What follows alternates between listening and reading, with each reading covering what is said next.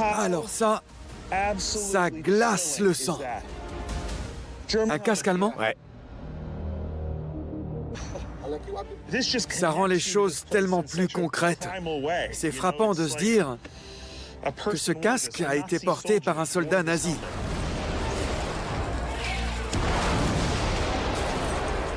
C'est très troublant. Avec l'arrivée de l'armée rouge, j'imagine que très peu d'Allemands ont survécu. Vous tenez un bout d'histoire entre vos mains. C'est puissant. Extrêmement puissant. Tenez, prenez-en soin.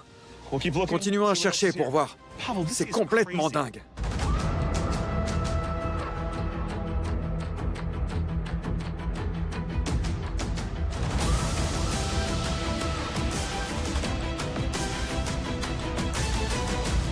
La vache! Regardez-moi ça!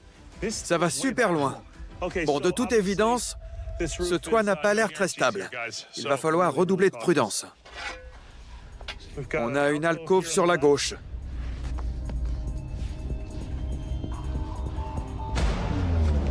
Oh la vache! Des salles en plus. Regardez. J'y crois pas. On a des bouteilles, des tasses, des lampes, des marmites.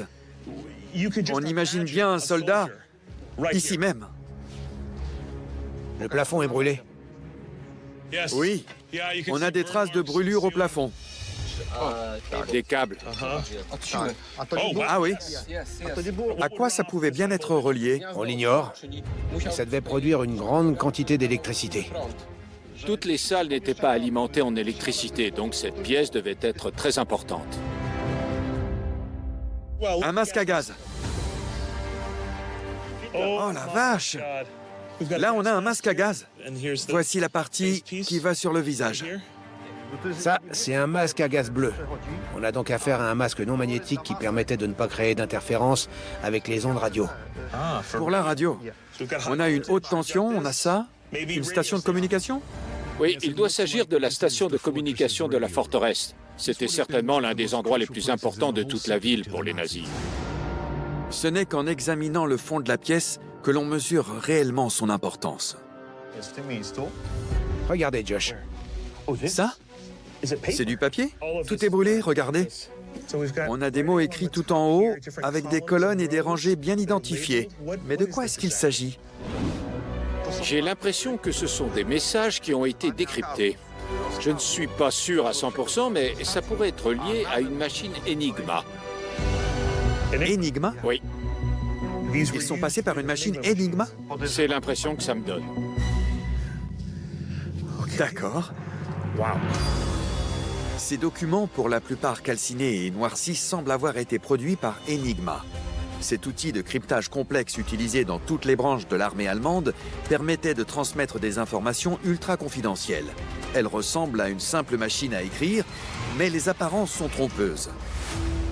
Enigma était capable de brouiller un message pour obtenir des centaines de millions de possibilités. Les conséquences sont désastreuses et permettent aux forces allemandes, aussi bien sur terre, sur mer que dans le ciel, de communiquer leur position sans craindre d'être interceptés. Ce n'est que quand le mathématicien britannique Alan Turing et l'équipe de Bletchley Park en Angleterre déchiffrent le code Enigma que le cours de la guerre change en faveur des Alliés. Pour découvrir ce que ces communiqués pouvaient bien raconter, je remonte à la surface pour retrouver notre traducteur Oliver. Il y a quelque chose d'écrit, ça dit quoi? Réception d'appareils à un certain endroit. Donc ils reçoivent un appareil. Ils reçoivent un appareil. Quelque chose est écrit, mais pas évident de savoir quoi. Nous nous réfugions dans un coin à l'abri du vent pour tenter de l'examiner de plus près. Voilà. Les pages sont extrêmement fragiles. Le seul moyen de les séparer, c'est à l'aide d'un couteau bien tranchant. On a donc OKH le 14, quelque chose le 4, le 14 janvier est arrivé. Bei Küstrin wurde in den Jahren 1938 bis 1950 genutzt.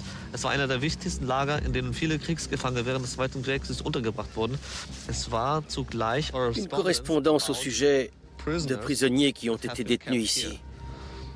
Je le découvre en même temps que vous, mais ça parle de... Kriegsgefangenenlager Stalag, Alt-Rewitz. Un camp de prisonniers. C'est ça, à Koschin, qui se trouve près d'ici.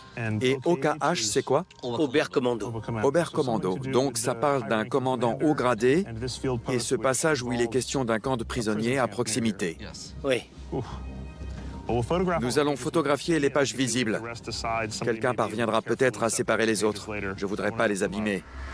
Ces documents, qui ressemblent à des ordres de transfert de prisonniers, avaient sûrement été cryptés. Enigma ne devait pas être bien loin. Mais surtout, cela confirme que cet endroit précis était le lieu où les ordres de Berlin étaient reçus et décodés avant d'être transmis à leur commandant à la surface. Nous avons fait une découverte de taille, mais Yarek va devoir encore creuser, littéralement. Pendant qu'il poursuit ses fouilles, je reçois une invitation de dernière minute. Je dois retourner au Musée national de Varsovie. C'est un tel événement que j'ai même mis une cravate.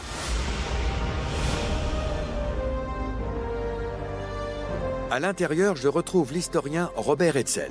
Robert, Bonjour, ça va? ravi de vous revoir. Pareillement. Très chic. Vous aussi, tout va bien? Super. Suivez-moi pour cette petite cérémonie. Formidable. J'apprends qu'ici même, à Varsovie, nos historiens ont confirmé que le cadre repêché dans les tunnels est probablement français et du 19e siècle de surcroît. Ces détails décoratifs n'ont pas été sculptés, mais moulés dans ce qu'on appelle une composition, du carbonate de calcium mélangé à de l'huile de lin et de la colle. Le verre au milieu du cadre suggère qu'il protégeait peut-être une œuvre sur papier, un dessin et non pas une peinture à l'huile. En parlant de dessin, Robert me réserve une surprise spectaculaire. La Fondation a réussi à rapatrier 2 importantes œuvres d'art que son équipe a récemment retrouvées. Elles sont accueillies chez elle en véritable héroïne.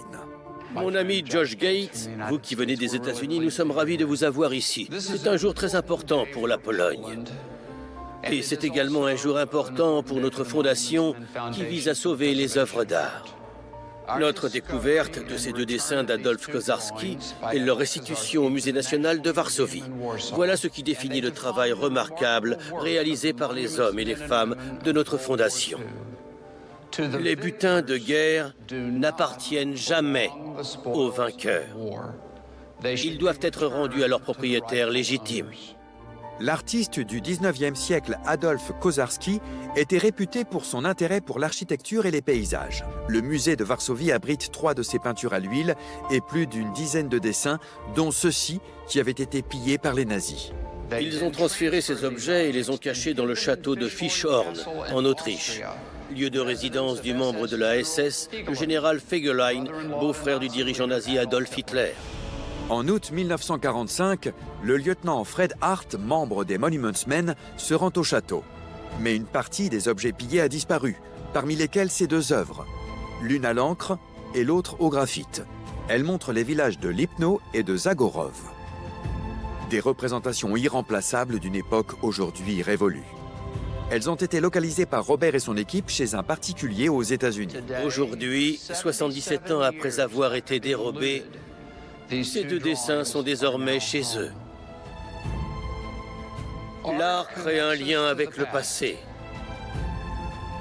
L'art nous transporte. L'art enrichit notre humanité.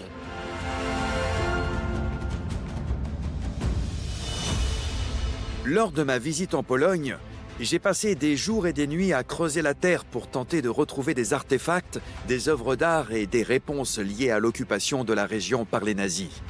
Les découvertes que nous avons faites permettront de ne jamais oublier les événements de la Seconde Guerre mondiale. Si une Pologne démolie peut être reconstruite, les millions de morts ne reviendront plus et leur absence se fait cruellement sentir. Tandis que d'importantes œuvres d'art sont rapatriées, certains cadres restent vides. D'innombrables chefs-d'œuvre manquent encore à l'appel ou sont entre de mauvaises mains. Et si les premiers nazis sont morts ou devenus séniles, une nouvelle génération a fait son apparition et partage leur sinistre vision du monde. Il est donc plus que nécessaire de poursuivre le combat, de tenter de retrouver l'équilibre dans un monde instable et de ne jamais cesser de déterrer le passé et d'en tirer des leçons pour à l'avenir ne plus jamais avoir à vivre cette période sombre de notre existence.